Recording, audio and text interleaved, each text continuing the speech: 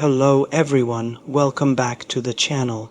Today we're diving into one of the most shocking and controversial turns in modern Russian history, how Vladimir Putin's relentless obsession with Ukraine has effectively destroyed the very foundations of Russia itself, all for less than 1% of Ukrainian territory. What began as a bold gamble for power, pride, and empire has turned into one of the greatest national disasters of the 21st century. Russia, a country once seen as a major world power, is now bleeding economically, militarily, and politically. And the most tragic part, it all happened for almost nothing. When Putin launched his so-called special military operation, in February 2022, he told the Russian people it would be quick, decisive, and glorious. He promised to denazify Ukraine, to protect Russian speakers, and to push back against NATO. In his mind, Ukraine was supposed to collapse within days, but nearly 4 years later, the reality couldn't be more different. Ukraine still stands, stronger and more united than ever, while Russia has been dragged into a grinding, endless war that's devoured its economy, its army, and its global reputation. The amount of land Russia has managed to control even after so much destruction and death is shockingly small. Less than 1% of Ukraine's total territory remains in dispute, and yet Putin has lost far more than he ever gained.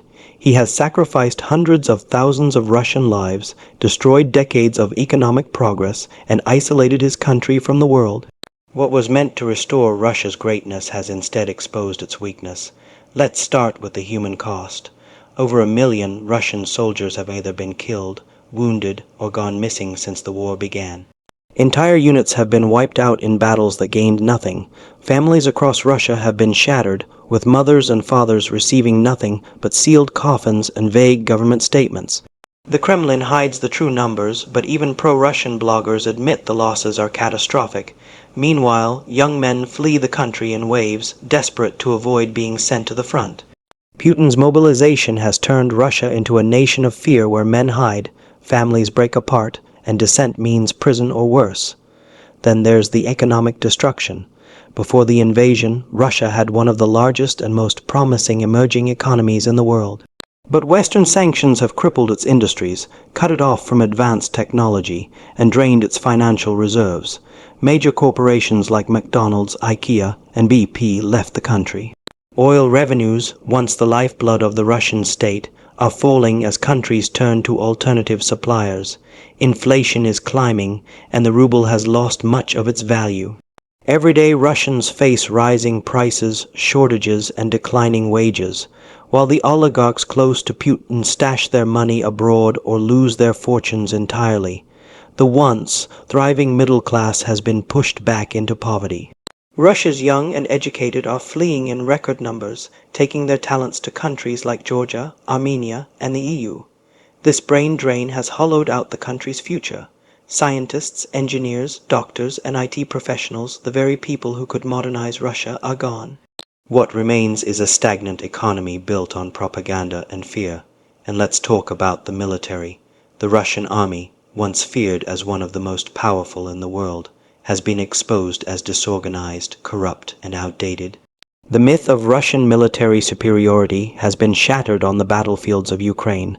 Modern warfare has revealed just how unprepared and poorly led the Russian forces truly are.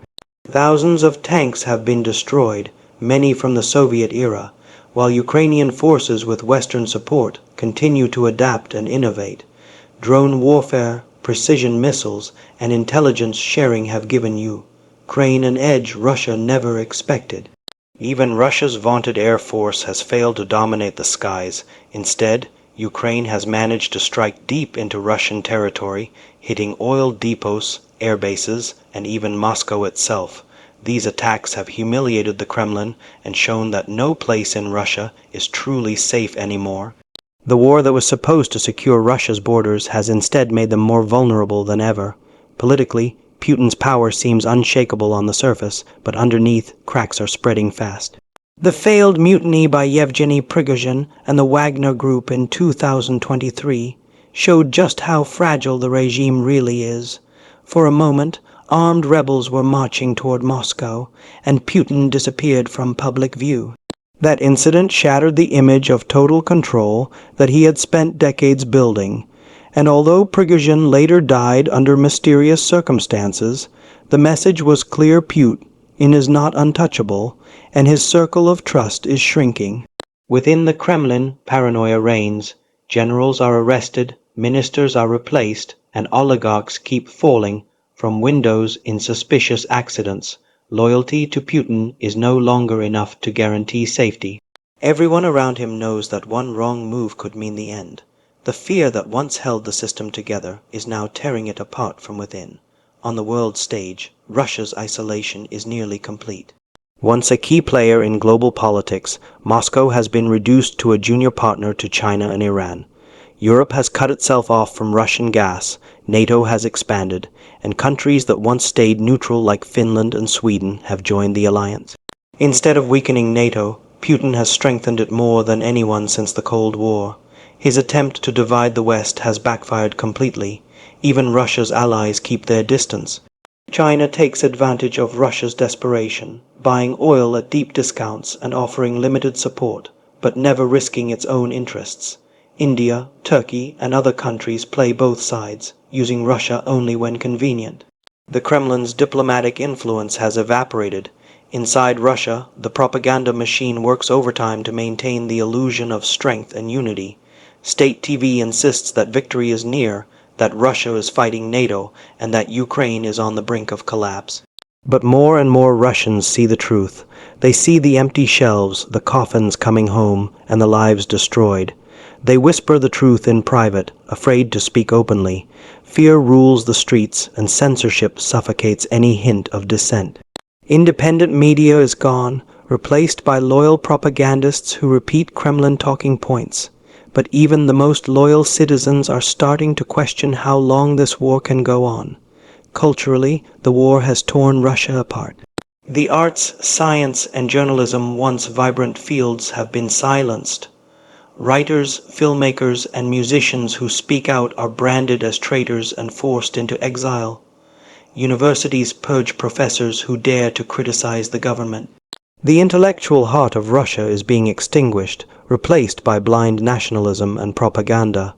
A once great civilization is shrinking into isolation and ignorance, and yet Putin remains defiant. Surrounded by loyalists and yes-men, he insists that Russia will prevail, that history will vindicate him. But history tells another story. His war has united the world against him, destroyed his economy, and shattered his military. His empire-building dream has turned into a nightmare of his own making. Even the territories Russia still controls in Ukraine, parts of Donetsk, Luhansk, Zaporizhia, and Crimea are becoming impossible to hold. Guerrilla attacks, sabotage, and resistance movements continue to rise. Ukrainian forces keep advancing, targeting supply lines and command centers. Every meter of land Russia occupies costs blood, money, and resources it no longer has. The irony is painful. Putin justified his invasion as a defense of Russia's future, but instead he has doomed it. He claimed he was protecting Russian-speaking people, yet he has destroyed the cities where they lived. Mariupol, once a thriving industrial hub, now lies in ruins. Kherson and Melitopol are shells of their former selves. Millions of Ukrainians, including Russian speakers, have fled, leaving behind ghost towns and shattered lives. And what has Putin gained?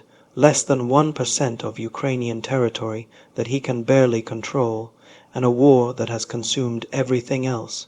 The cost of this obsession is staggering: hundreds of billions of dollars, untold lives lost, and a generation of Russians growing up in fear, isolation, and poverty. Even within Russia's elite, some now quietly admit that the war was a catastrophic mistake. But no one dares to say it publicly.